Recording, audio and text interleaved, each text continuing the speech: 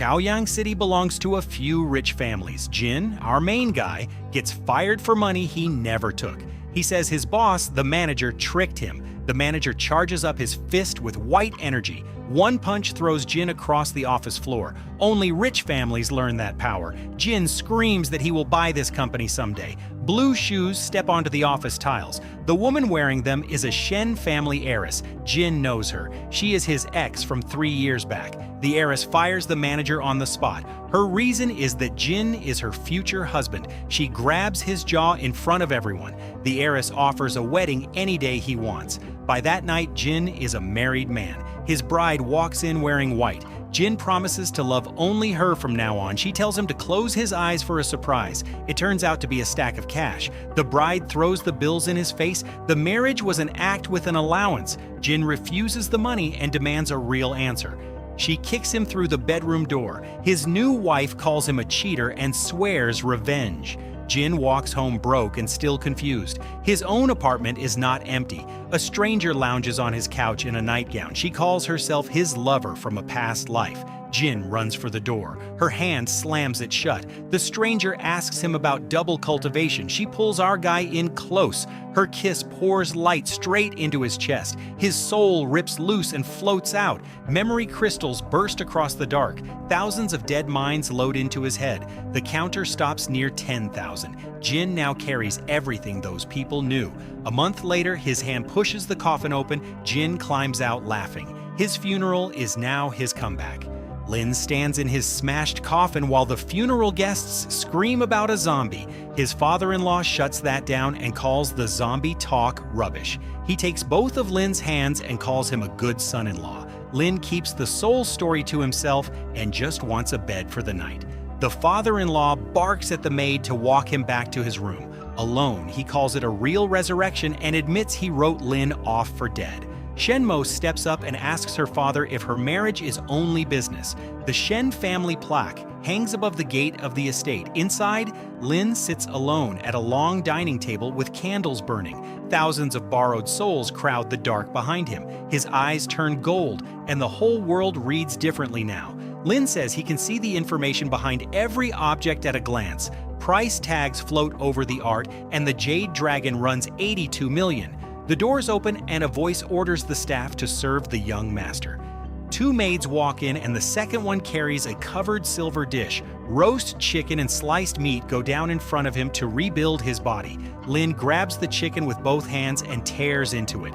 The maid decides her lady has mediocre taste in husbands. Her own tags read dislike, and Lin asks out loud why Shenmo married him. The maid freezes with a hand at her mouth and panics about being read. The father-in-law returns with an old guest and tells her to serve. She answers, "Yes, sir," while he introduces the son-in-law he mentioned. The maid refills his wine and says, "Slow down," but Lin has not eaten in a month. Lin grins and tells her to feed him instead. Annoyance marks pop over the maid while her face goes dark. Then she smiles with her eyes shut and calls him master anyway. The old guest watches all of it, and he is not here for dinner. Without warning, he clamps a hand onto Lin's wrist at the armrest. Blue light flares around the guest, who cannot believe an aura this big.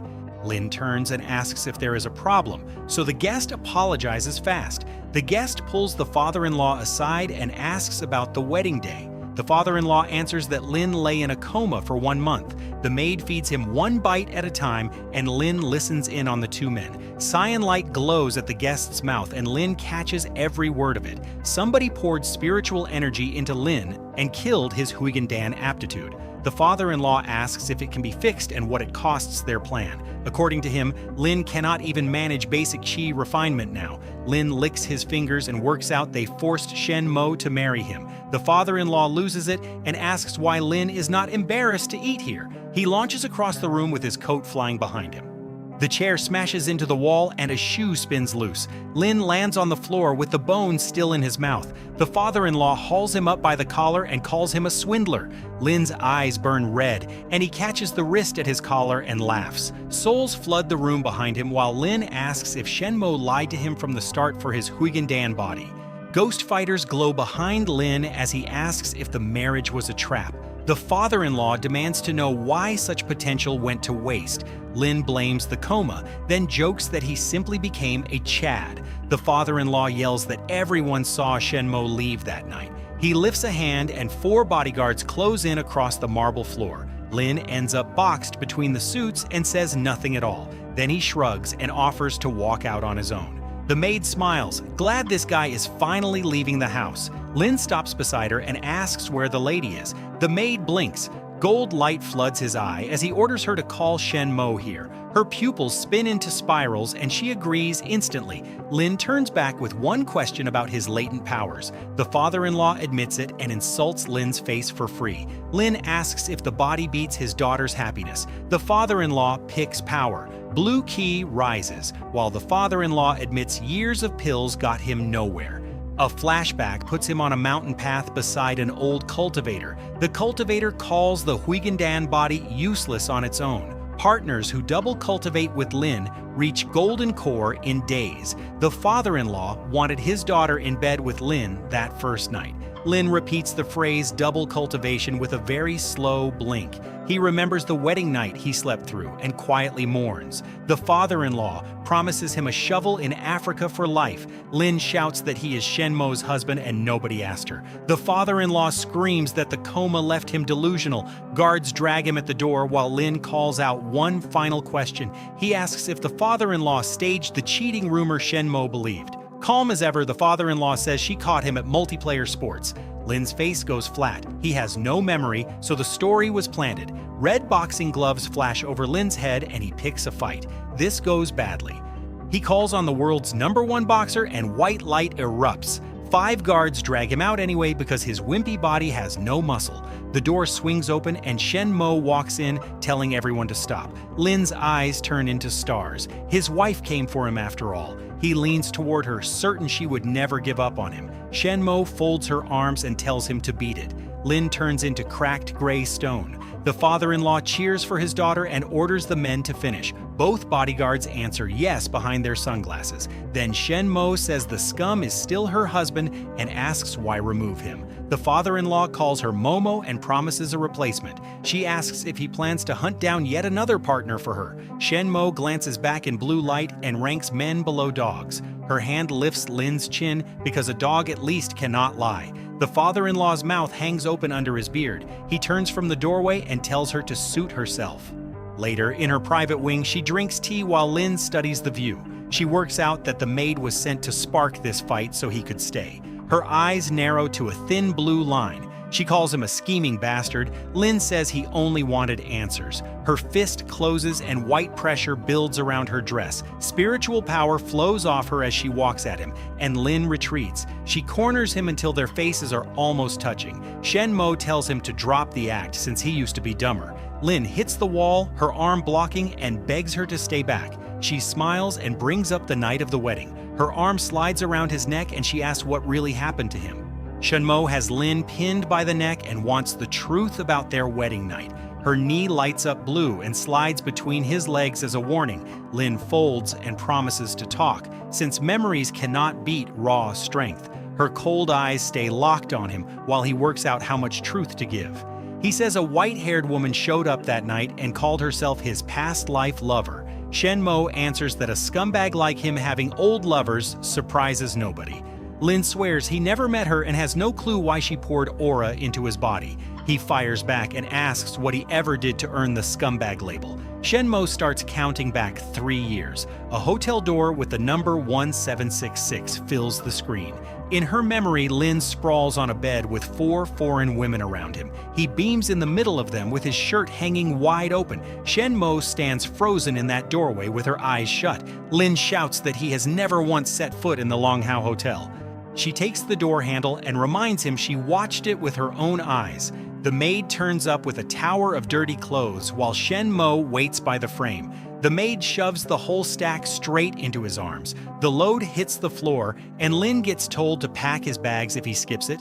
The maid calls him scumbag man and says he belongs to her now. Lin screams that he will do it. He figures his thousands of memories make basic housework a joke. Lin scrubs laundry in a wooden basin and asks how hard washing can be. He grins at his own speed, and that grin does not survive the next minute. A truck rolls up with a mountain of clothes piled on the back. The tipper lifts and dumps every last shirt onto the ground. Only Lin's head sticks out of the heap, and the maid leaves the rest to him. In the kitchen, he goes at a chopping block with a heavy cleaver. The block comes out polished and sparkling under the blade. The maid tells him the pieces are too small and orders another try. Lin sweats through a wide fake smile and agrees to cut again. He stands there in a pink apron and swears payback on her one day. Lin hauls another basin down the hall and wonders where all these clothes come from. He stops dead at an office door because a Las Vegas casino took $10 million in fake bills. The father-in-law slams a paper down and blames Shen Mo for hiring that casino manager. The maid starts to say someone framed her mistress, and Shen Mo cuts her off. Shen Mo bows and takes the blame for the missing money herself. She promises to deal with whoever cheated the Shen family. The father-in-law lifts his cigar and says even the police pay a reward for it. Lin leans in from the doorway and repeats the words counterfeit banknotes. A memory of a forgery expert loads behind him, and the laundry stops being worth his time. Night falls on the Shen family warehouse, and Jin is squatting inside it for free. He opens a hidden browser in a pink apron and swears the Shen family will beg him later. The dark web loads up with a giant discount banner, and he calls the place legendary. One listing shouts falling prices on counterfeit banknote machines packaged and sold. Both arms shoot up over the chair while Jin yells that this seller is his guy. He stands to head out for the goods, then remembers what he is wearing. The mirror gives him a long look at a face that cannot walk into a crime deal. A blue soul lights up behind him and hands over a makeup artist's memory for the disguise. Jin steps out in a fur collar coat and a purple tie and calls the look an upgrade. At the dock, our guy asks about the printing machine and the dealer waves him inside. One look at the press is enough to confirm the thing is genuine. The dealer reminds him they agreed on $5 million and asks where the cash is. Jin says all he has on hand is $100 note. The bill hovers between them while Jin claims he printed that note himself. Up close, the paper looks crisp and clean, and a grin creeps in behind it. The dealer tilts the money toward the light and asks how anyone prints this quality.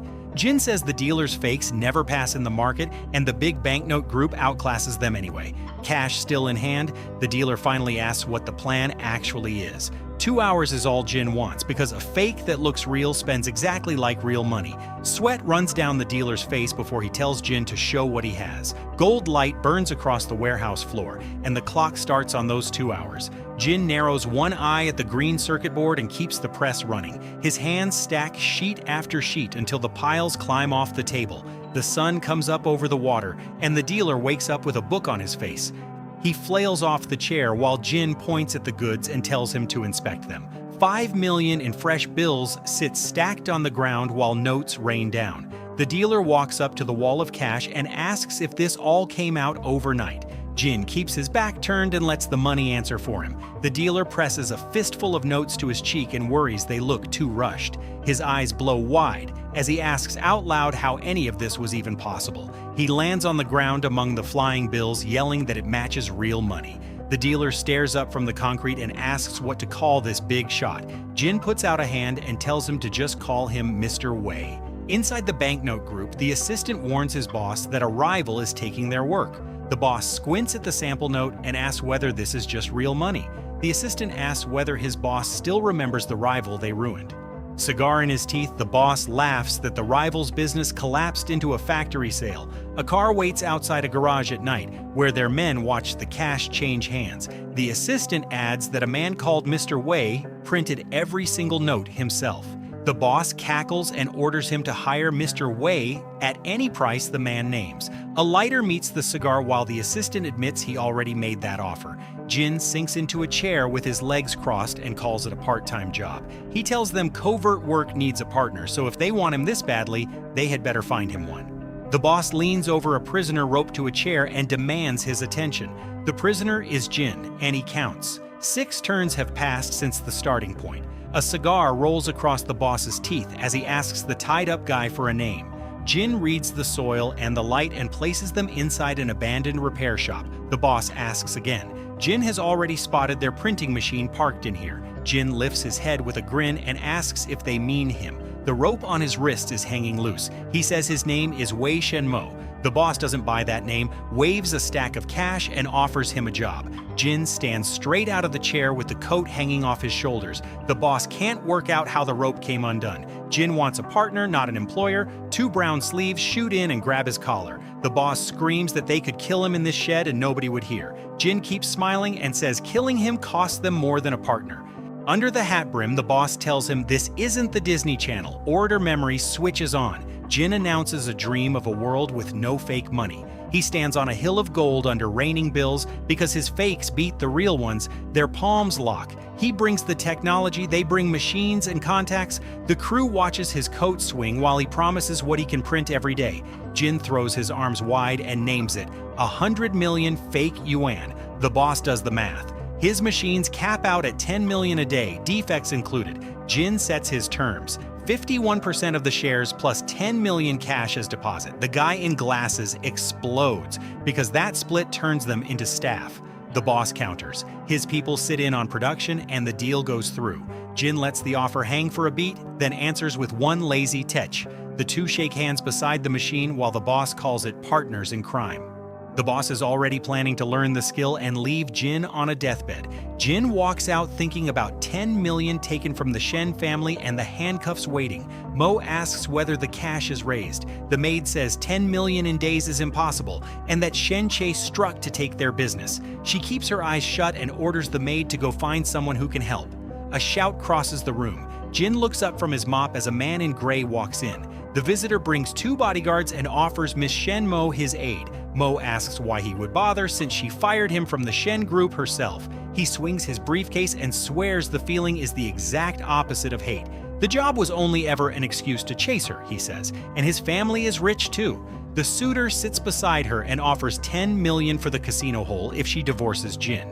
His hand slides up toward her hair while he leans in close. His fingers settle on her bare shoulder and he brings up the Dorset Hotel. Jin's head snaps around. This guy is working on his wife in front of him, and he knows that hotel. Mo flicks the hand off her shoulder and tells him his help is not needed. The mop head swings in and the suitor stumbles back mid-word. Jin grips the handle and asks how he dares to underestimate his wife over 10 million. The suitor recognizes the face above the apron and screams his name. Jin shrugs. Maybe the cash drops from the sky, then Mo falls for him and he takes the Shen fortune. Briefcase flies across the room and catches the suitor full in the face. He lands face down with 10 million in open cash on his back, sent to Mrs. Shen Mo by order of Mr. Wei. The sky delivered, and now Jin has to explain how. The wife sits on her couch and asks who this Mr. Wei person even is. The messenger at the door says the 10 million was sent to buy her trust. He tells her to be at room 1766 of the Dorset Hotel by 3 tomorrow. The rival hears the address and wonders why that exact room got picked. Jin watches him from across the floor and decides the guy was involved. The rival drops onto his hands and knees beside the couch. The next day, the Dorset rises over the street in glass and gold. The wife walks toward the entrance and says she is back here again. A car waits outside and the driver asks when they should go in. The rival says, wait 5 minutes. He wants to see who dares chase his woman. Upstairs, she stops at the plate on the door and reads the number. She pushes it open and wonders what this meeting is even for. A shirtless man lies in bed while a woman feeds him and calls him brother. Another one taps his lip and offers him a different snack. The wife's face twists and she screams that Jin is a scumbag after all. A screen flicks on behind her and a voice calls out her name. Mr. Wei fills the display and tells her to calm down over a misunderstanding. Blue aura erupts around her. The bed empties. One woman wails about her dress. The shirtless man throws his arms up and yells that he is not Jin. Mr. Wei names the trick, a Korean skin mask that copies a face for a short while. He says the man she met here 3 years ago was a fake, planted to wreck the marriage. She pictures Jin in his black suit and sees the years she punished him for nothing. The wife asks why Mr. Wei is telling her this and why he sent the money. Behind the mask, he tells himself to play it cool and improvise. He owes Jin his life, and the truth is how he clears that debt. She asks straight up who wore Jin's face 3 years ago, and the answer walks in on its own legs. Shoes hammer across the red hotel carpet. The rival crashes through the doorway demanding to see Mr. Wei. The screen answers that the culprit is the rival, arriving right on cue.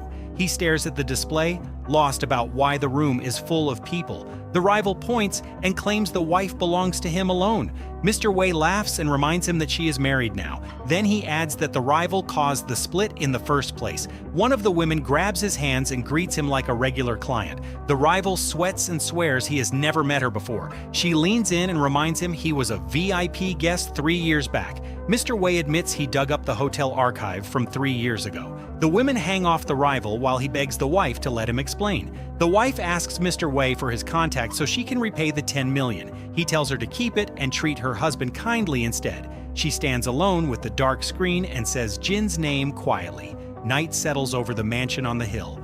Jin grins in his apron and says it is time to be Mr. Wei again. The wife catches him at the door and he sweats and mumbles about the warehouse. She goes red and tells him that things change from now on. Jin turns around with no clue what is coming next. She says he sleeps in her room from now on and our guy has zero plan for that.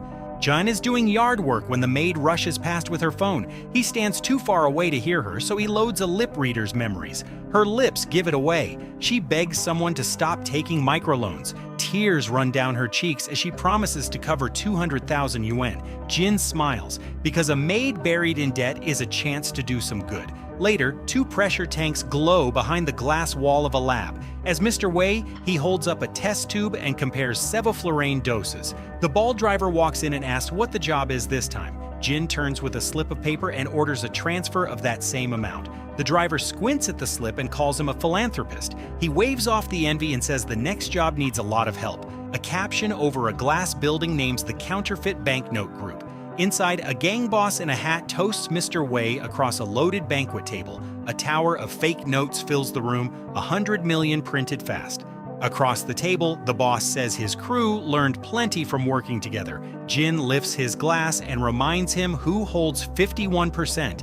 Then the boss grins into his drink and calls it an equivalent exchange. The wine sits untouched. Jin asks why a poison drink was the best they had. Beside the cash stacks, the boss and his bookkeeper play dumb. Jin tells him to drop the act since underworld deals always end in a betrayal.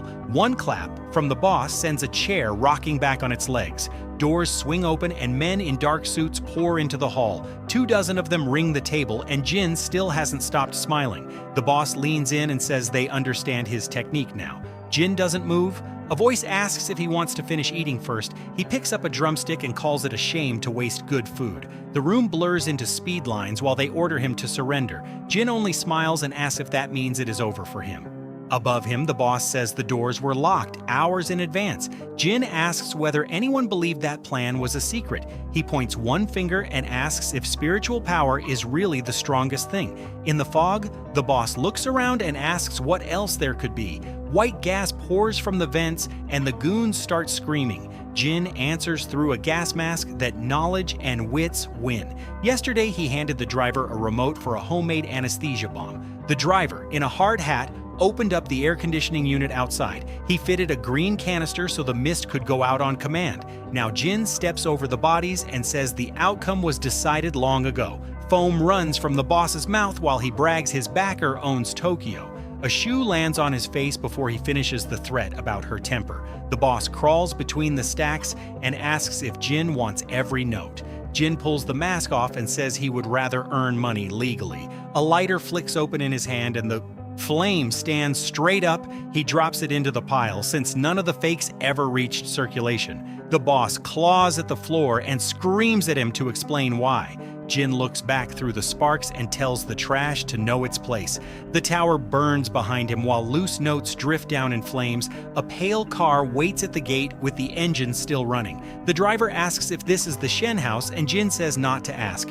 The maid stands in the doorway and watches him walk up the drive. She grabs his sleeve and asks what kept him out this late. Jin starts to answer, but she cuts him off with a favor to ask. Her face goes red as she says the lady told her he knows Mr. Wei. The maid shakes him and begs for the address of the man who saved her. In the car, the driver leans out with a pair of red sunglasses. He shouts that Mr. Wei forgot them right there in front of the gate. The maid grabs Jin's face and asks if he has been Mr. Wei all along. The maid covers her mouth and asks why the driver called Jin Mr. Wei. Jin waves it off and figures the old man mixed him up with another guy. The driver leans out his window and cackles that he came here for Mr. Wei. The maid points at the sunglasses and says the lady described Mr. Wei wearing them. She raises one finger and accuses Jin of faking that identity to fool the lady. Jin smiles wider and tells her the guess was close, but none of this is an act. Then he throws his arms open and calls himself the one and only Mr. Wei. The maid and the driver both freeze with blank white eyes. Her laughter comes roaring back. She asks how he compares to a man like Mr. Wei. Jin folds his arms and says she wanted to thank Mr. Wei for 200,000 yuan. Her grin drops. She calls him a scumbag and demands to know how he knows that. Jin's face turns cold. He says the lady already heard how he got framed. Jin leads her to the back of his car and offers to show her one thing. The trunk opens on two men tied in rope. Jin says they ran the counterfeit note scam. He adds that the 10 million yuan he gave the lady came out of those two. The maid refuses to believe anyone is that selfless and heads off to tell the lady. A hand grabs the back of her headdress before she gets one step away. Jin warns that exposing his identity forces him to act. She dares him to try. He pins her shoulder and tells the driver to pull his phone and start shooting. The driver hangs out his window and raises the camera without a second thought. The maid gets held in place and only manages half a word. Jin kisses her while the shutter fires, then threatens to send the photo to the lady. The maid wipes her mouth and shouts. Jin throws the scumbag line right back at her. He holds the phone up to her face. She stares at the screen with burning cheeks. Meanwhile, the lady's bedroom sits quiet under the night sky. She kneels on her bed and wonders why her maid still has not come back. The answer is standing by a car with an ugly photo saved on it. Jin is sprawled across the bed in his pajamas, mouth open, dead asleep. His wife leans over him and asks when exactly he came home last night. Her fingers clamp down on his cheek. She waited up for hours and he never showed. She sits back on the mattress in her nightdress and asks what he was doing. Jin scrambles upright and blames the maid for burying him in housework. The wife shuts her eyes and yells for the maid down the hallway. The maid leans in through the doorway and asks the madam what she needs. The wife asks where he went, and the maid covers with a story about extra chores. The wife smiles and drops it. Behind her, Jin grins and scratches his head. She holds out a card. Her dad has a birthday in 3 days, so Jin should buy a gift. Jin pushes the card back. He can buy his father-in-law a present without her welfare. The maid announces she is heading back to her duties and slips out the door. Jin bolts after her, shouting that he has chores waiting too. Alone on the bed, the wife stares at the empty doorway and says nothing. Out in the corridor, Jin shouts after the maid, and she stops with her face hidden. He thanks her for the cover story. She tells him this whole mess is his fault. Tears roll down the maid's face. She grew up with the lady and never lied to her. The maid sobs out an apology. Jin grabs her shoulders and begs her to listen. Face to face, Jin argues the lie protected her lady. Confessing the truth was never an option. The maid asks why he hides that the money was his. Jin says nobody would believe the family freeloader handing over 10 million. He plans to wait until he has real power. The maid asks if he truly gave that donation. Jin admits it with a grin and asks her to help him keep the secret buried. The maid turns red, eyes still wet. Thrown by how easily he trusts her, she turns away and apologizes for judging him wrong. Jin swears he would never hurt her lady. Jin raises a hand and steers the talk back to what his father-in-law likes. The maid rattles off antiques and jade, then adds that the master loves investment movies. A huge billboard shows the actress her master adores. Jin swears he has heard that name before. The maid holds up her phone with the actress on screen and confirms it is her. Jin's eyes flare gold, and the green soul crest burns beside him. The film director knew her. In the memory, the director shoots her by the pool and calls her flawless. In another memory, the director can only afford instant noodles. The actress laughs it off. The director swears to cherish her forever. She asks him to be gentle, her first time. Back in the corridor, Jin scratches his head. He knows this superstar far too well. His hand shoots out and clamps around the maid's wrist. The pajama sleeve blurs and Jin asks what they are even waiting for. Jin hauls the maid out the door. He is walking up to a national superstar armed with another man's memories. Jin walks up to a gated mansion with the maid trailing right behind him. The plate beside the door carries the name of a famous actress. The maid asks why he dragged her across town for this. Jin wants her spiritual power guarding him while he tests a cultivator memory of his own. The maid runs through the cultivation ladder from key condensation up to immortality. She blushes and admits she already sits on the third layer of core formation. Jin pats her hair, amazed that a maid outranks the lady she serves. She credits the lady for sharing her cultivation pills. Jin steps to the keypad and taps the code in without slowing down. The maid stares and asks how he knows the password to this house. Jin grins and tells her he did not just visit this place, he lived in it. A dead director's memory loads in, opening on a photo of him holding the actress. The director shakes hands with a tycoon who promises to fund his next film. On the last day of shooting, he walks into his bedroom and finds the tycoon there with her. The tycoon throws him off the roof, then tells everyone he jumped. The movie explodes at the box office and turns the actress into a star. Jin and the maid stop under a chandelier inside the entrance hall. A door clicks open behind him and Jin freezes with sweat on his face. The actress steps out in a towel and demands to know who broke in. Jin smiles back at her without a hint of panic. He jabs a thumb at his chest and shouts that he is her dead director. Fire wraps her arm. She snaps that if he is the director, then she is Beyoncé. The maid drops into a stance and warns that the actress is core formation too. Blue light slams into the orange blast and the whole hall goes white. Jin lists her peach allergy and how much she hates people arriving late. She keeps the flame burning and says anyone could dig those facts up. Jin then names the mole under her chest and her most sensitive ear. She turns bright red and waves him quiet before he finishes that sentence. Jin explains his soul landed in this body the moment he thought of her. She throws both arms around him and says she missed him. Crying into his collar, she asks why he ever took his own life. He never did. The tycoon pushed him off that rooftop. She repeats the word murder. Jin grins and says he is taking back everything that was stolen from him. Night in Longcheng. The maid calls Jin a scumbag for faking Zhangge. Jin says he never lied. He holds the memories of 10,000 people. The maid asks what that pile is good for, and Jin answers money. He robs only the rich and dirty, starting with the Jing family. For cover, the Shen house must keep seeing a useless son-in-law, never Mr. Wei. The maid is not impressed and asks why she should help him at all. Jin says the favor goes to her young lady Shen Mo, not to him. From above, he offers to lift Shen Mo in the house and clear out her enemies. The maid names one condition. She rides along on every night trip so he behaves near Chengjing. Jin promises with a straight face. At the Jingxi office, the chairman congratulates Suwon for uniting Japan's Yakuza. The door bangs open. His son begs for hundreds of thousands to buy a birthday gift. The chairman reminds him Shen Mo is married. The son mumbles that he likes her.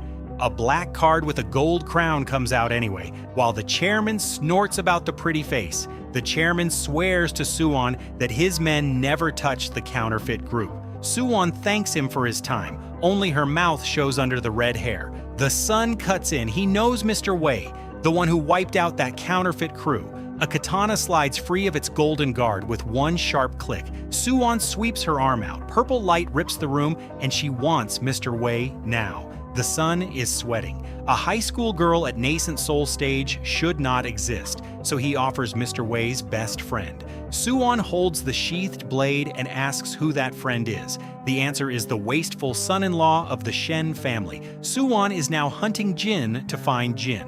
Jin sits inside a ring of golden aura, and the two streams inside him refuse to merge. The maid opens the door and asks about the birthday present the wife told him to buy. Jin spreads his arms and says the Shen family will call any gift of his rubbish. The maid glares at him and reminds him that he gave the wife his word. Then she brings up his coma, 1 full month with the wife wiping him down at his bedside. The maid once offered to take over the daily hospital trips, and the wife refused her. The wife threw him out that night and blames herself for it, and the maid turns red repeating it. Jin grins and tells her to relax, because his present is already sorted. The next day, guests pack the hall and call the old master the richest man in the city. A golden Buddha and a jade scepter sit on the tables, each one worth millions. The heir steps up in his tuxedo and announces the legendary elixir of immortality. His gift is a tai sui, a lump of meat with a face propped on a little stool. The old master jerks forward in his chair the second he hears that name. Jin cracks up next to his wife and asks if that hunk of junk counts as a tai sui. The heir grabs him by the collar and demands to know what is so funny. Our guy fixes his collar, still smiling, and calls the treasure a piece of silicone.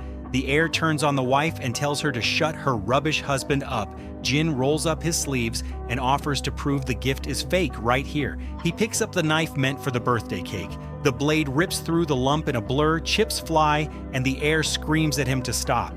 The seller carved a fake skin over it because real Tai Sui never grows into that shape. Under the skin sits an inflatable doll, and Jin pats its head for the whole hall to see. The heir chokes on Jin's name while the guests behind him howl with laughter. The old master kills the argument and points everyone at the rival family instead. The rivals got rich off the biggest star in the country, and the Shen family has nobody. His task sounds impossible. Someone has to pull that star over to the Shen side. Whoever does it also gets to run the ST Entertainment Group. The heir's jaw drops because that group is worth hundreds of billions. A guest calls it impossible since her contract with the rivals cannot be broken. Jin steps up and says his wife could settle it with one phone call. She stares at him, caught off guard. The guests call him a show-off and ask if the wife is secretly tied to Chung Jing. Jin stays calm and his wife asks if he is joking. He tells her he prepared for this. The heir shoves a phone forward and dares him to call the star in front of everyone. Jin pulls up her contact and asks what he wins if it works. The heir promises to kneel. Jin grins and takes the bet, saying he will dial that number for his wife. The heir points and yells that nobody will pick up, so the trap is already sprung. He waves his tablet around since the star is live on stream selling products. On the stream, she is mid-pitch, recommending the next product to a wall of comments. Then she stops, lifts her phone, and asks who is calling. Jin passes the phone to his wife and tells her to invite the star into the Shen family. The wife introduces herself as the eldest Shen daughter and offers a performer contract. The star says nothing for a second, staring straight into her own camera.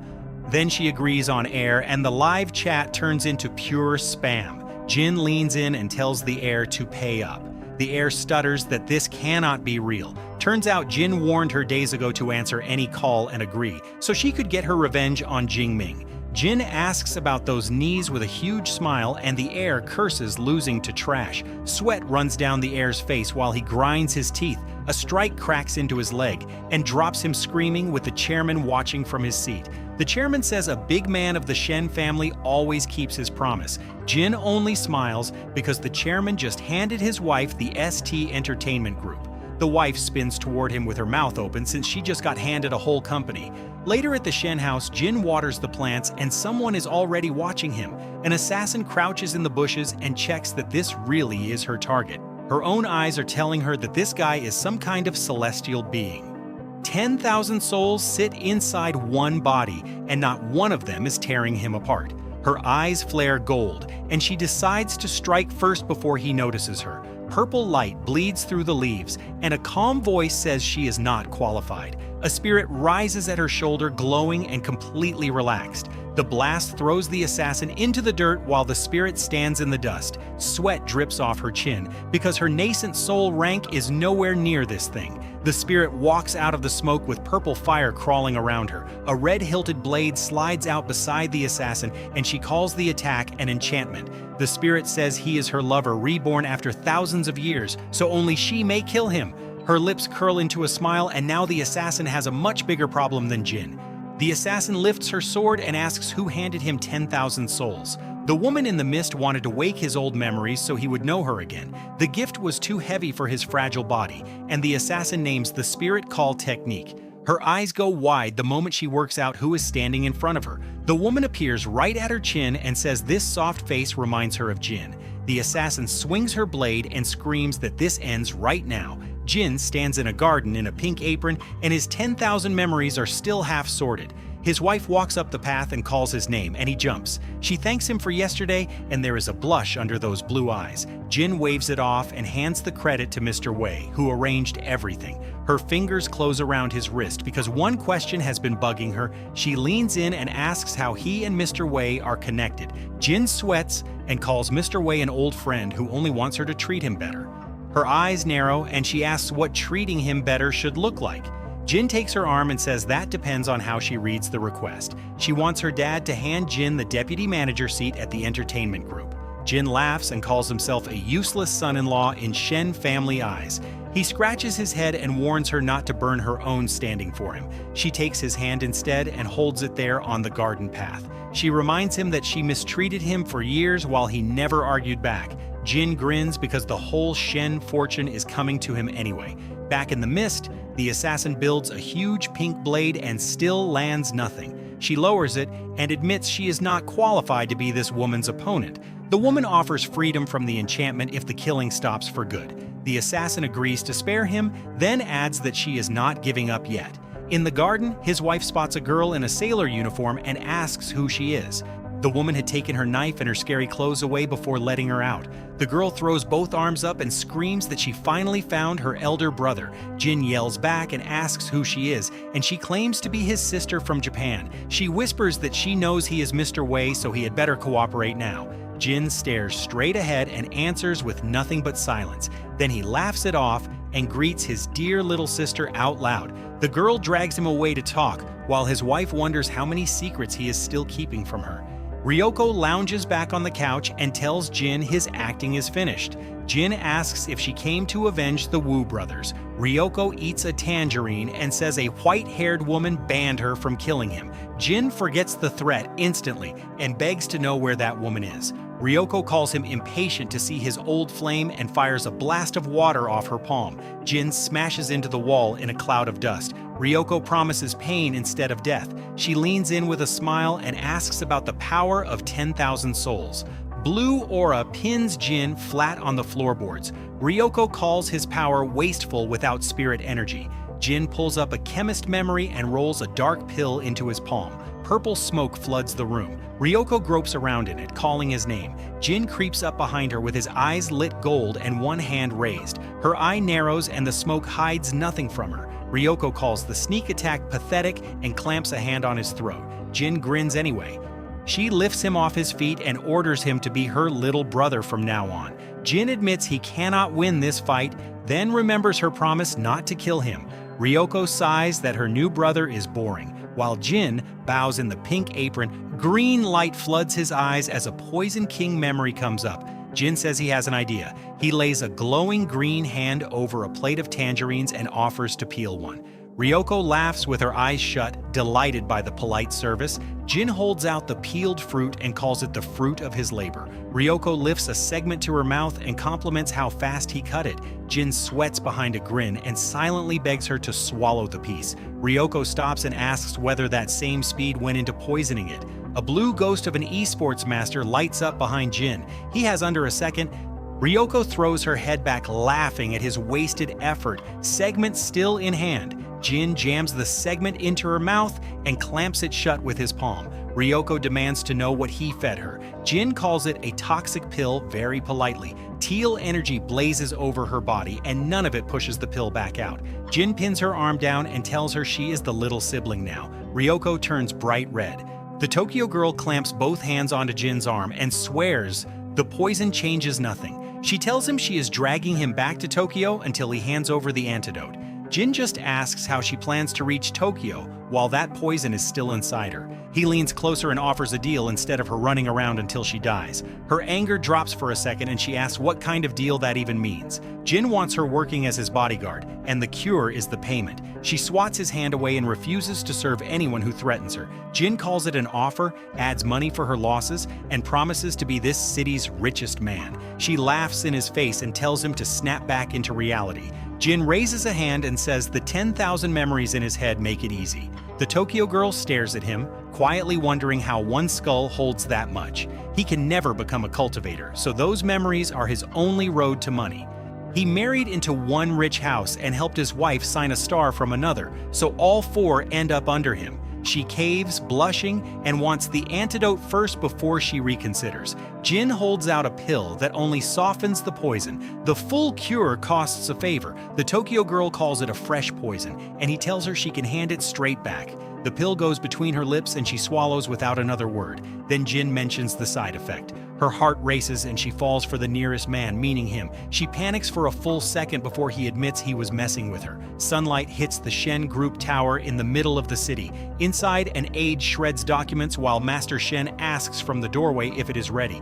Every internal file is already gone, so Jin's wife will run a company that controls nothing. Master Shen wants the world watching her fall, and he still has no idea who her husband is. The Chung household sign hangs above a quiet stone gate across the city. A slap snaps the star's head sideways, while a voice demands who broke her contract. The patriarch keeps his hand raised, furious over the millions he sank into her career. She kneels on the floor and says Mr. Wei forced her, threatening her until she agreed. The patriarch clicks his tongue and admits a clash with Mr. Wei is unavoidable now. He lifts his phone and puts Mr. Wei on a wanted list across the whole city. The bounty is 1 billion yuan, dead or alive, and the star stays down on the floor. Then she smiles to herself with one eye glowing pink, and the old man never looks down. Morning light spreads across the downtown towers, and the whole city looks calm. A cheerful greeting carries down the wooden hallway while the star walks in. Two men in office shirts stare after her, and one whispers that upsetting a celebrity ends badly. The star pushes a door open with folded arms and a very pleased smile. Inside, Jin sits back on the red couch and asks why she rushed him over here. She wraps herself around him and calls him her dear Ji, thrilled to see him again. Jin reminds her in a panic that he only carries Zhang Ge's soul, not the man. Her face slides closer and she promises to treat him exactly like she treated Ge. Jin stands up and tells her to spit out whatever she actually wants from him. She warns him that the patriarch put a bounty of 1 billion on his head. Jin grins at that price tag and calls the old man far too evil. The star touches her cheek and says dropping that contract earned her beatings. She asks whether the swelling still hurts under his palm, and he promises payback. Jin leans in beside her and asks what she suggests since the patriarch is untouchable. Her face turns cold in the blue light, and she tells him to just kill the man. The word murder comes straight back out of Jin's mouth, and she calls it kill or be killed. The star smiles right at him and swears she will handle her half of it. Their profiles lock up close while she offers to weaken the patriarch and pick the moment. Jin's golden eye narrows behind his hair and he stops smiling at her. He slams her into the wall and asks if that is how she and the patriarch killed Zhang Ge. The star freezes and stammers that she has no clue what he means. Jin reads Ji's memories aloud, starting with her laughing beside the patriarch. Her bare foot leaves a heel and rests on his shoe right after she called Ji a wife-beater. She poses on the patriarch's arm in a purple dress once a staged suicide cleared Ji away. Jin jabs a finger at her and calls her depraved, because either man dying leaves her winning. Blue fire wraps around the star and she says his wits only carry him so far. She dives at him, certain that his aura is gone and his mate is far away. Jin keeps both hands in his pockets and tells her to bring it on. She flies across the room screaming while he does not move a single step. The star gets knocked out of the air and asks who was hiding in that cabinet. The Tokyo girl crouches low with her red katana and pink light still trailing off it. Sweat runs down the star's face as she names the nascent soul stage. Jin teases the Tokyo girl about that fast save, and she answers that she only wants her antidote. He tells the star he hid her games from his maid Xiaohui, then sends her back to the patriarch. The news is that she found out who Mr. Wei is and why he wanted her contract broken. The star squints at him and asks if he really wants her naming Mr. Wei out loud. Her mouth opens with no sound while she stares up at his face. Jin lifts her chin with one finger and calls Mr. Wei the eldest Shen son. His grin fills the frame as he starts naming the CEO of the Shen Group, and he cuts off on the final word. Mo walks into the ST lobby in dark shades, and every suit in the room bows. Two staffers whisper about the Shen daughter who suddenly became their CEO. At the office door, a waiting messenger greets her by name. He grins and tells her he has been sitting there a long time. Mo pulls off her sunglasses and asks if the company accounts are ready. The messenger taps a thick stack of ledgers and says everything is prepared. Then he passes on a threat from the young master who plans to swallow ST anyway. Mo tells him to get out, and the messenger bows himself through the door. Alone with the red ledger, she spots numbers that do not add up. The books are fake. They want her running this group in name only. Her handbag starts ringing before she can plan a single move. She picks up the call and answers with a flat hello. The voice calls itself Mr. Wei and already knows her ledgers are fake. Behind the monitors sits Jin, typing on a red hologram keyboard. Mo asks how he knows that and whether someone is watching her. Jin says the real books are gone, but he copied ST's database during the party. He hands her the genuine ledger, enough to put every executive back under her. His palm floats above the glowing board with the file already sent. Mo asks who he really is and why he keeps saving her like this. One finger jabs a key, he laughs, and the call dies right there. She keeps saying hello into a phone that nobody is holding anymore. Outside, the ST tower shines, and one director there still thinks she is harmless. Director Roach laughs that the new CEO is only a title on paper. Mo appears in his doorway and calls him to her office for urgent business. Roach snaps that he is busy and tells her to hurry up and talk. She names the $5 million he moved into a shell company on July 7th. Roach sweats and pretends he has no idea what she is talking about. She keeps going with $3 million in travel cash and he folds instantly.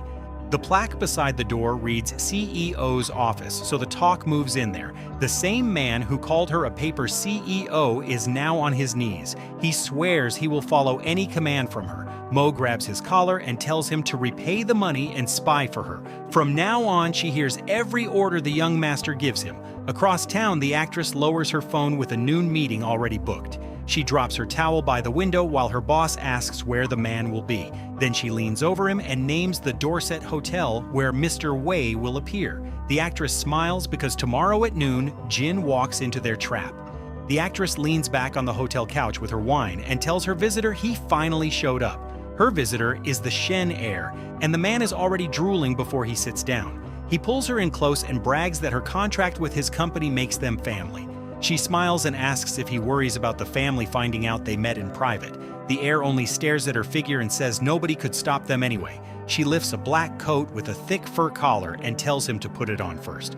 The heir takes the coat, goes red, and asks why he has to wear this thing. She runs a finger under his chin and says she will change next door. He grabs her wrist and offers to change in the same room together. She pushes his hands away and jokes that it would ruin all the mystery. The actress walks out, and a line of dark suits is waiting in the hallway. Their boss stands with 3 men and checks that Mr. Wei is really inside. She confirms it, smirks, and leaves the rest of the job to them. Inside the room, the heir pulls the fur coat on and calls her "taste strange."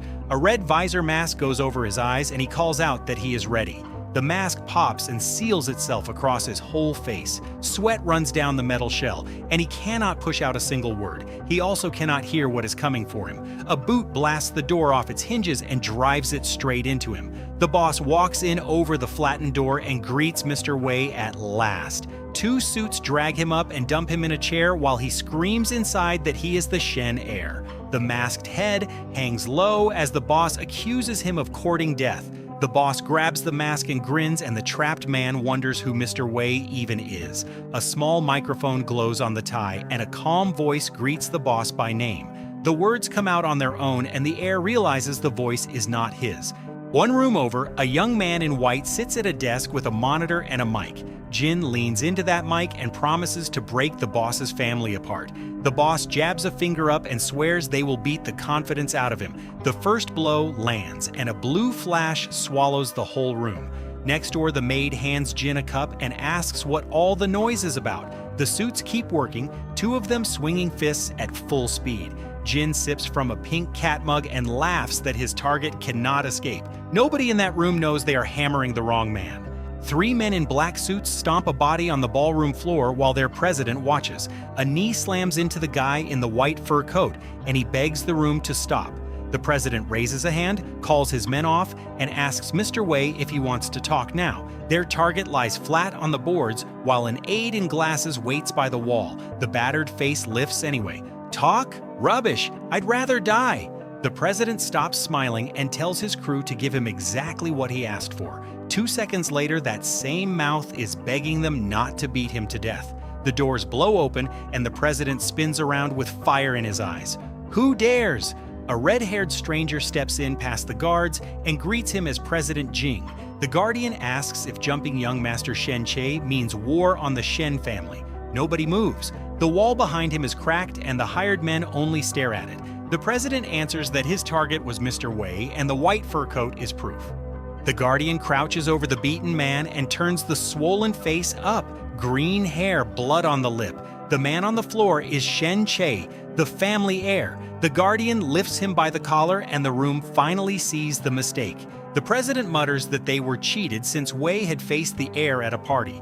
He decides someone pushed his people into hurting the wrong man on purpose. Blood runs from the heir's mouth while the guardian leans in and checks him over. A small device glints on the tie knot. The guardian names it a sound generator. The guardian warns that this debt gets settled later, since Wei has to be close by. He bows his head and red power pours off his shoulders as he gets ready to hunt. The president and the aide gape, and one asks if a soul just left the body. The aide calls the red shape a spiritual art from one of the family's 4 protectors. The red form shoots down the corridor, spreading power across 3 kilometers.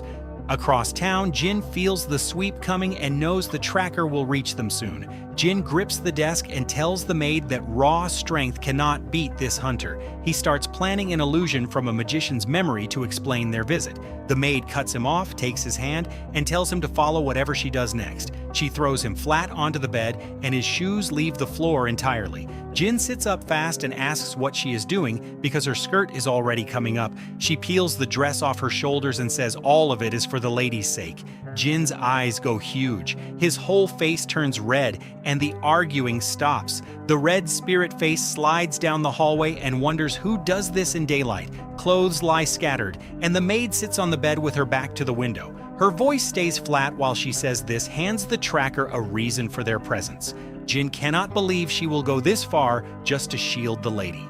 The spirit outside recognizes the useless husband and the lady's personal maid. The maid steels herself, one eye burning under pink hair, and decides to do her best. She takes his face in both hands and kisses him, and the watcher outside jolts. The kiss holds, and the hunter gets the exact show he came looking for. From above, the 2 lie tangled on the sheets with the uniform dumped beside them. The spirit drifts back out the window and calls the trip interesting even without Wei. The guardian grins because he thinks he just found the lady's weakness. A portrait of an old man in a white suit hangs in the sunlit Shen Hall.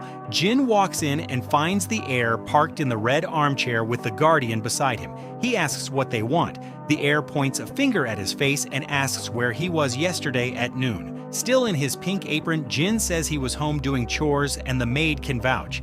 The heir rips that apart since his men saw Jin at the Dorset Hotel while hunting Mr. Wei. Jin lays a hand on his chest, sighs, and admits that he is Mr. Wei himself. The heir goes still in the armchair with his mouth hanging open. Then he laughs so hard the bandage on his cheek almost peels off. The laugh wrenches his back and he doubles over while the guardian catches his hand. Back in the chair, the heir asks if Jin really thinks the maid thing stayed hidden. The guardian stands under a glowing playback of the maid on the bed and asks what the lady would say. Jin panics and shouts that the lady will drive him out of the Shen family. The heir hauls him up by the collar and orders him to spy on the lady. Up close, he promises to release the footage the moment Jin refuses. Jin shuts his eyes, gives up the fight, and agrees to the deal. Our guy shuffles out through the door while the heir smirks after him. The heir turns to the guardian and asks what the Jing family owes him for that beating. The guardian says they paid $1 billion in apologies and joined the plan because of Cheng Jing. The heir grins ahead and tells the lady that her enemies are everywhere now.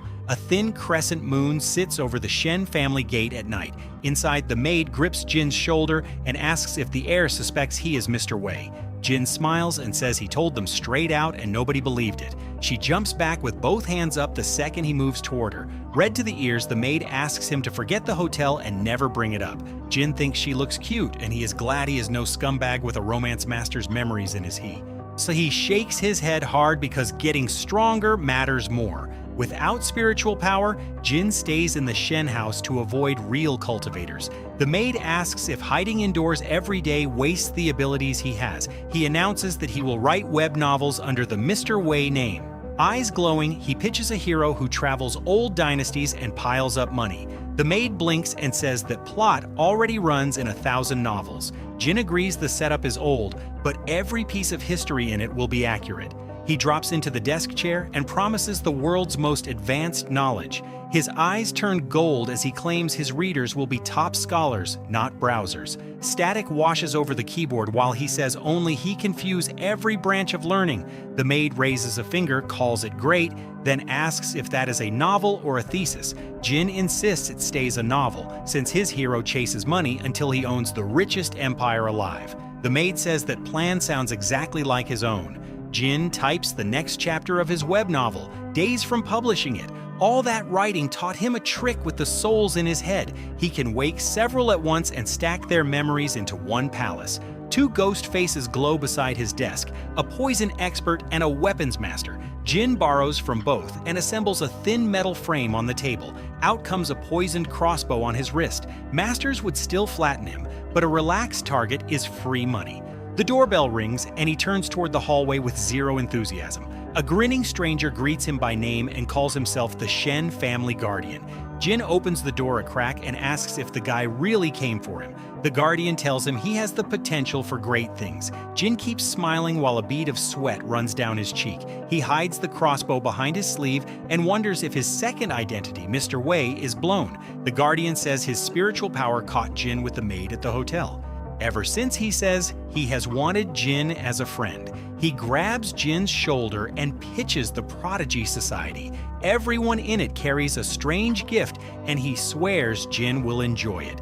Jin protests that he is only a wasteful son-in-law. The Guardian throws an arm around him and calls that far too humble. In the Guardian's eyes, kissing that maid already makes Jin worthy. Jin goes red and admits the man has a point. The initiation runs in 3 days, the Guardian adds. Then he lifts one finger. Membership costs $1 million, and he wants it ready. Jin scratches his head and quietly decides he is being robbed. Across the city, tall glass towers stand under a clear sky. Inside one of them, the maid watches a kneeling informant ask Mr. Wei what to do. Wei is Jin under that coat. The Jing family surrounded her home and froze her account so she has nowhere left. Wei tells her to stop worrying about the Jing family because she works under Shen Mo now. She snaps that he planned all of it, from the lie she told Shen Che to the hotel. Wei shrugs. She could always sell her body, and the Shen family pays what the Jing family paid. She shoves at his arm with her eyes squeezed shut. Then he names his fee. Half of her monthly salary goes to him, and she asks why. The maid answers with a katana, sliding the flat of the blade across her chest. Wei grips her chin and calls her his personal ATM. In 3 days, he walks into a society of freaks, still owing them $1 million. Jin shows up at the door in his Mr. Wei coat and tells Suwon that Chung Jing won't trouble her again. Suwon folds her arms and asks for the antidote she was promised. Jin holds up a tiny pill between 2 fingers, smiling the whole time. She eyes it and asks why he would hand it over this easily. Jin tells her nobody is forcing her to swallow anything. Suwon covers her lips and takes the pill anyway, desperate to be free of the poison. Then Jin casually mentions that he never poisoned her in the first place. Suwon goes red and screams at him to say that again. He explains he was rushing that day, so he shoved the nearest random pill into her mouth. Suwon's hair lifts as red energy floods the hallway, and she calls that a death wish. A blue seal flares open, and the poison expert memory switches on inside Jin. He raises his fist to his lips and blows one sharp whistle. Every red streak around Suwon dies, and her spiritual power is gone. Jin stands over her and explains the pill carried forced spirit dispersion. His grin widens while he tells her what a single whistle costs her. Suwon shouts that he is lying, both arms locked across her chest. Jin palms her forehead and admits that yes, he really is a huge liar. He adds that without spirit power, she is only a little girl. Suwon fires back that she subdued all of Tokyo and no man ever touched her. Jin catches her wrist, pins it against the door, and asks if that is so. He leans in and kisses her right there in the corridor. He holds her chin and asks what she plans to do about it. Jin walks away while Suwon sits behind him with nothing to say. Her shock turns into a grin, and she swears he will end up as her pet. Across town, a glass office tower catches the daylight. Shenmo sits at a rooftop table and asks how Mr. Wei talked her guest into joining. She wants to know who the man is and why he arranged any of this. The recruit apologizes because she promised Mr. Wei to keep his secret. Still, she asks Shenmo to count everything Mr. Wei has quietly done for her. Shenmo repeats the words "someone close to me" and her eyes go wide. A tall figure in a fur coat appears behind her in her head, and the cover starts cracking. At home, Jin sits alone on the wide bed with a book. Suwon strolls straight into his bedroom, and he nearly drops it. Jin yells her name and asks what she thinks she is doing here. Suwon smiles like she has already won this round. She leans over the bed and demands the antidote, or Shenmo hears about Mr. Wei. Jin begs her to forget it while the bedroom door swings open. Shenmo stops in the doorway and sees another woman on that bed. Jin turns bright red with 2 exclamation marks over his head. He grabs Suwon by the hair and loudly calls her his cousin. Jin shoves her off, saying Shenmo is his favorite person and the old marriage contract is dead. He reaches past Suwon and calls out to his wife. Jin clings to Shenmo and swears he has zero interest in Suwon. Suwon yells that he is talking nonsense and everyone can see it. Shenmo calmly answers that Suwon is not his type, and Jin thanks her for the trust. Then she grips his wrist and tells him to hold on. Shenmo asks him straight out whether Mr. Wei is him, and Jin has no answer ready. Shenmo grips his hands and asks if the man who won her the ST entertainment rights was Jin. The maid cuts in from the hallway and says he has been deceiving her this whole time. Shenmo's eyes go sharp and she orders the maid to be quiet. Shenmo shoves her off and says the lie was for her own good, so the fight stays between them. The maid stumbles back, stunned that her mistress will not join the attack on Jin. She turns her face away and huffs that she is done looking after anyone here. Jin keeps smiling and tells his wife she is mistaken, because he is not Mr. Wei. Shenmo answers that she got it right, since he has quietly helped her several times. She leans over him and says only he stood beside her when everyone lined up against her. 5 years earlier, one girl crosses an empty school courtyard alone. Shenmo sits by the classroom window after cutting ties with her father over an arranged marriage. Master Shen opens a briefcase packed with cash and offers a fortune to whoever drives her out of school. Feng Xin and 2 classmates line up in front of him, seen from behind. Feng Xin grabs a stack of bills with a classmate and promises the master they can handle it. She blocks Shenmo in the hallway and demands she drop out for the sake of every student. Shenmo keeps her eyes down and gives no answer at all. Jin steps between them, spreads his arms, and asks who put Feng Xin in charge of the class. She jabs a finger at him and asks if he dares offend the Shen family over this. Jin shouts that she is a bully and asks whether an order would make her kill someone too. He adds that no arrangement explains why she harasses people, and she warns him he will regret it. Shenmo leans across her desk with a smile and calls out to him from behind. Jin turns around with a flat and no idea what is coming. She closes her eyes, grins, and asks whether he has a girlfriend. Jin folds his arms, backs off between the desks, and tells her no. Shenmo goes red and announces she will not go home after everything her family pulled. She smiles at the whole class and declares that from today she is his girlfriend. Jin freezes with a strangled wah while the classmates behind him stare. The library stands quiet in the afternoon sun. The 2 of them study side by side at one desk, shoulders almost touching. At night, they walk past a barbecue stall, sharing cheap skewers with no money left. Shenmo smiles into her scarf and calls those her happiest days in college. Jin holds up a skewer and grins, and she says she would leave the biggest things in her life to him. She carries out a cake with 2 candles and wishes him a happy 20th birthday. Shenmo winks and tells him she has prepared a very special gift. Jin stands in the doorway in a blindfold and a blue hoodie, hands out in front of him. Her face fills the panel, red to the ears, one bare shoulder in the light. Jin shoves the blindfold up onto his forehead and opens his eyes. His jaw drops and his face burns bright red, because the gift is not in a box. Shenmo has Jin by the collar. The one person close to her who could be Mr. Wei is him. Jin laughs it off and reminds her that last week she called him a scumbag. She shoves his shoulder and asks where he was when Shen Che got attacked. Jin stumbles back with his arms flung out and shouts. Shenmo does not move. She checked and he was not home on either day. Jin claims he was out shopping with a maid on both days, and she can back that up.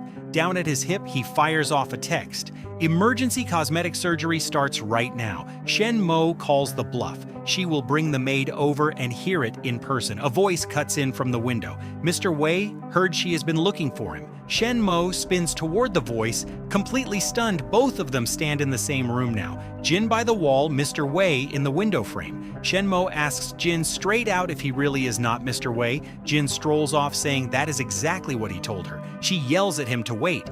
Shen Mo throws the door open and chases the other one outside.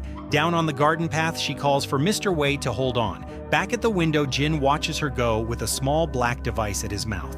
He speaks into it, and the voice coming out belongs to Mr. Wei. Mr. Wei asks why she has been hunting him everywhere. She wants his true identity. Shen Mo turns red and demands to know how he got into the Shen residence. Jin grins into the device and asks whether a man of his caliber gets stopped by a gate.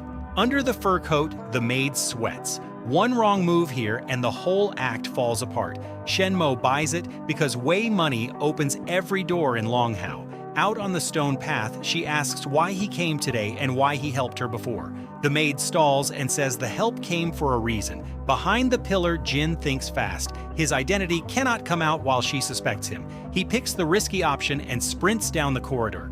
Jin bursts through the doorway and shouts at Mr. Wei to stop this nonsense. He lunges at Mr. Wei and demands to see the face under the mask. Jin blows past Shen Mo and knocks her off balance. The maid forgets the act and shouts at her to be careful. The maid catches her mid-fall and dips her low. Jin orders the finish now. Jin leans into the device with golden eyes and a grin. Mr. Wei holds her close and starts on why he helped her all those times. Then he says it flat out. Shen Mo, I love you. The maid screams inside about this strategy. Shen Mo only wonders if this is a confession. Under the Cupid statue, the maid holds the dip, and Jin figures that clears him for good. Jin walks off alone, smiling. Sorry, but it is far too early for you to know. Wei has Shen Mo pulled in close, one arm locked around her waist. Shen Mo turns bright red and stares up at him without a word. Jin comes sprinting across the courtyard and yells that Shen Mo is his wife. Wei peels off her instantly and leans back with a very pink face. Shen Mo swings around with both arms out and tells Jin to drop it. Jin's actor soul lights up behind him. He puts a hand on his chest and calls Wei a man nobody can match. Shen Mo laughs and tells him she only wanted to dig out Wei's real identity. Jin's eyes fill up with tears and he asks whether she plans to leave him. Shen Mo freezes as he plants his face straight into her chest. She tells him he has nothing to worry about because he is the man she married. Down in there, Jin is grinning to himself. The tears were pure theater. Shen Mo tells him she misjudged him for years and wants to work as a team now. The ST headquarters tower sits right in the middle of the business district. Jin walks in arm with Shen Mo, both of them in sharp suits. Two office women stare and one asks who the plain guy beside the lady is. Another pair whispers that the eldest daughter married him, so he must be hiding a talent. Shen Mo slides a folder over the desk. Director Roach handed her these ledgers. Her fingers pass the envelope to Jin and she asks him to hunt for anything odd. Jin pulls the pages out and starts flipping through the accounts. His auditor soul flares up and his eyes turn gold over the paperwork. Shen Mo admits she has read the ledgers many times and still cannot find the flaw. Jin sees it on the first pass. Moles inside the firm are draining assets and burying their tracks. Every dirty account runs through one desk, and that desk belongs to Roach. Shen Mo catches the look on his face and asks whether he found anything. Jin raises a finger, smiles, and claims the numbers are far too complex for him. Shen Mo shrugs it off and says she only wanted a second opinion. Jin turns at the door with a grin and excuses himself for urgent business. The urgent business is a rooftop, and a voice up there demands to know who these people are. A girl in a red coat holds a grown man upside down by the ankle over the ledge. The man swings above the drop and asks if they have any idea who he is. She warns him plainly. Wrong answers get him released from the roof. Wei watches from behind with red eyes showing under his hair. The man cracks and begs, swearing he is an ordinary worker like everyone else. Wei tells her to demonstrate what a wrong answer costs. She answers gladly. Her fingers open. The man drops toward the pavement, screaming every curse he knows, and the ground is coming up fast. Roach drops head first through open sky in his suit, screaming. Wei watches from the rooftop and says that is good enough. Suwon lifts one palm and a pink spirit whip coils out of it. The whip fires straight down through the clouds after him. It loops around Roach's chest mid-fall and locks him tight. The rope hauls him back up and dumps him onto the rooftop tiles. Roach staggers up sweating and asks how Wei could let go like that. Wei asks him who planted all these moles inside the Shen group. Roach answers that Shen Che is only his boss, not the real culprit. He gives up the name Jing Ying as the man who sent them in. Wei leans closer and wants to know how Jing Ying pulled this off. Roach bows and explains that Jing Ying buried spies across several Shen companies before headquarters fired him. He adds that every mole was briefed alone, so he cannot name the rest. Wei looks over the city and works out that firing Jing Ying saved the family from bankruptcy inside a year. He tilts his head and decides to handle this mess personally.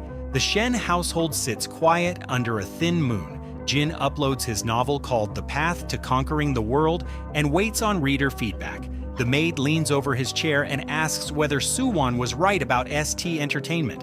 Eyes still shut, he confirms it was never just a few people. The maid begs him to help because the young lady is the one in danger. Jin says he will do what he can, though Jing Ying alone knows every mole, and the maid tells him to just grab the guy. Suwon studies those two and wonders if they are closer than before. Jin rubs his chin and reports that Jing Ying keeps 10 bodyguards on him, and the weakest ones are core formation masters. Through a mouthful of watermelon, Suwon says she cannot promise a win. Jin folds his arms in the doorway, wants a weakness to exploit, then stops mid-sentence. He grins at the maid and points out that Shen Mo is that weakness. Shen Mo is already asleep in her bed when the house goes dark. Her bedroom door swings open and light spills across the floor. Jin peeks around the frame with a very pleased smile. One blue eye opens, and Shen Mo wonders why he is in her room this late. Jin crouches down at the side of the mattress. His hand reaches over her, and she debates waking up to scold him. The hand moves to the sheet by her knee, and she decides she can live with it. Shen Mo turns crimson and thinks he could at least buy her dinner first. The hand lifts her phone off the bed instead. Jin stands at the door with the phone and cheerfully says he got it, while she sweats into the pillow. The screen shows a dinner invite booked for 6 tomorrow, and Jing Ying replies that he will absolutely be there. Jin slides the phone back onto the sheets and announces that he is all done. He walks out humming, and anger marks pop over her hair. Shen Mo clenches a fist and swears she will scold him if he pushes too far. Shen Mo shoots upright and stares at the empty doorway. She goes red and asks nobody why he left without doing anything, and tomorrow Jing Ying walks into a dinner he thinks she booked. Jin checks himself in the mirror while the maid straightens his suit. The maid admits that hiding this from Shen Mo beats the truth, though she still expects trouble. Suwon lounges in her chair and tells them nobody needs to worry with her around. She bites into a watermelon slice and rates 10 nascent soul bodyguards below herself.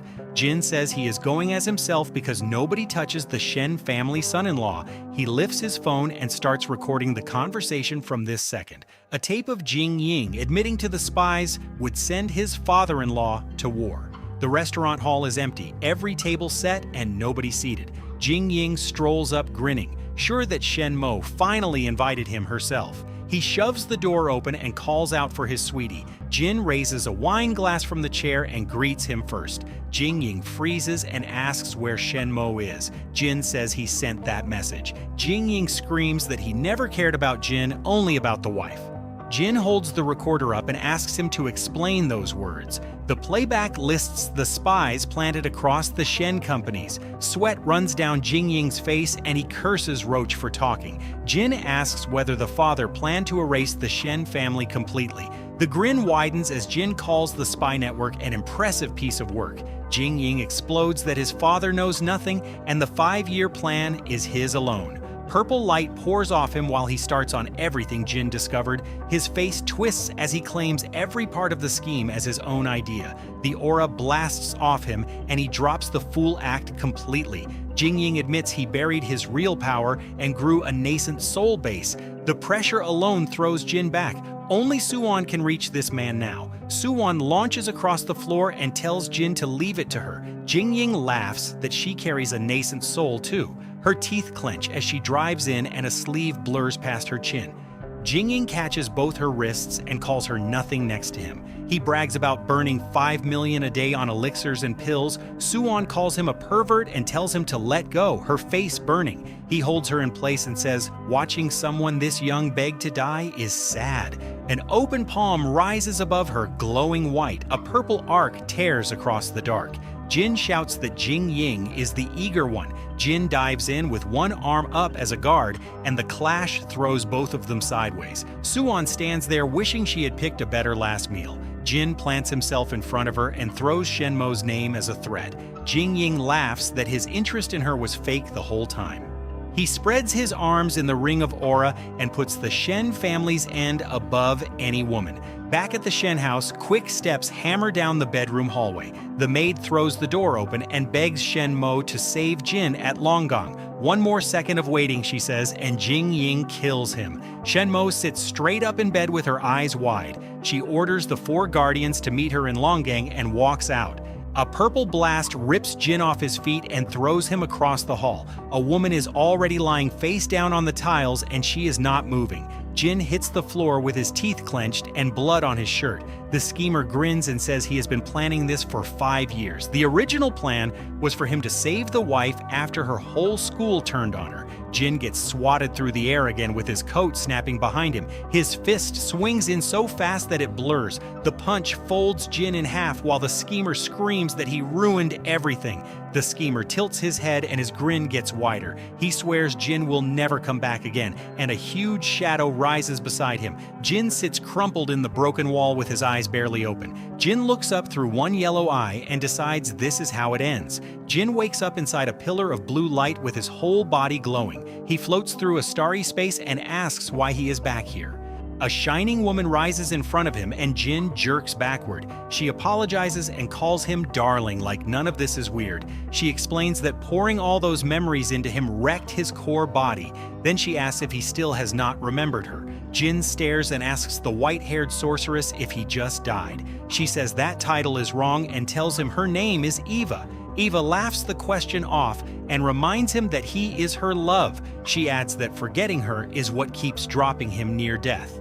Eva calls this whole beating his punishment for betraying her, then offers to save him anyway. She leans in and tells him to sort the 10,000 souls until their past life comes back. Back in the hall, the schemer drives his hand forward and yells, "Go to hell." Blue light erupts out of Jin and swallows the entire room. The schemer smashes into the stone and the cracks spread out under him. Blood runs off his lip while he asks where that aura came from. The wife bursts through the door and demands to know what he is doing to her husband. The schemer decides to run for it, and a golden talisman lights up in his hand. The talisman flashes and he is gone, leaving broken rubble behind. The wife spots Jin slumped in the crater and screams for him. She pulls his head into her arms and begs him to wake up. Jin opens his eyes with blood on his mouth and tells her he is glad she came. A blue flame lights up in his palm. Jin can summon spiritual power again, and the man who just ran is going to hear about it very soon.